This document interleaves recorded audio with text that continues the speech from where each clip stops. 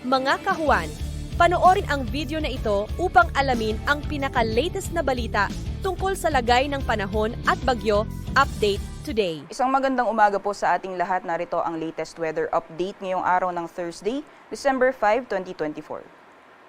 Sa kasalukuyan po ay wala pa rin tayong minomonitor binabantayan na LPA o bagyo sa loob at labas ng ating Philippine Area of Responsibility. Sa ngayon po, itong northeast monsoon o hanging amihan ay nakakaapekto na lamang dito sa may extreme northern Luzon area.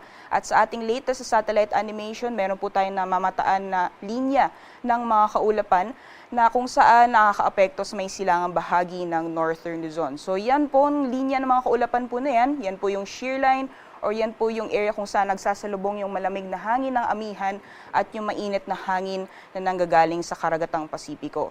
At dahil po sa epekto nitong shear line ay consistent po na meron po tayo namamataan na kumpul na kaulapan na nakakaapekto sa may hilagang Luzon. So asahan po natin areas po, ilang areas ng northern Luzon ay makakaranas ng maulan na panahon ngayong araw dulot na epekto ng shear line.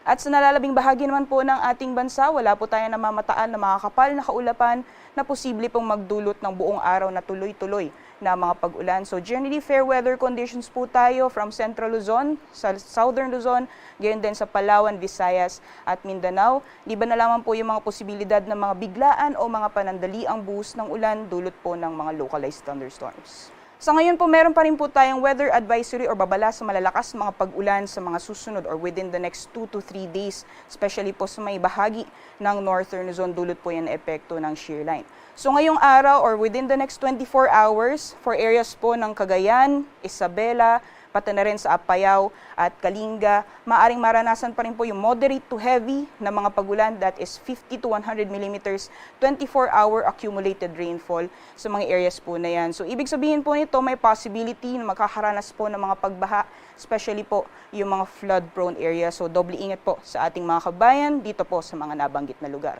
At bukas maaring maranasan pa rin yung malalakas na mga pag-ulan sa may Cagayan at Isabela na possible pa rin po yung moderate to heavy na mga pag-ulan, dulot pa rin yan na epekto ng shear line. Sa kalagayan naman po ng ating karagatan, wala po tayong gale warning sa ngayon.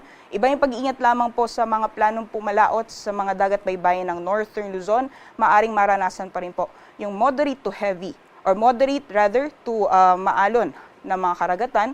At sa nalalabing bahagi man po ng ating bansa ay malaya pong makakapalaot yung ating mga kabayan na mangingisda, pati na rin yung may mga maliit na sakyang pandagat.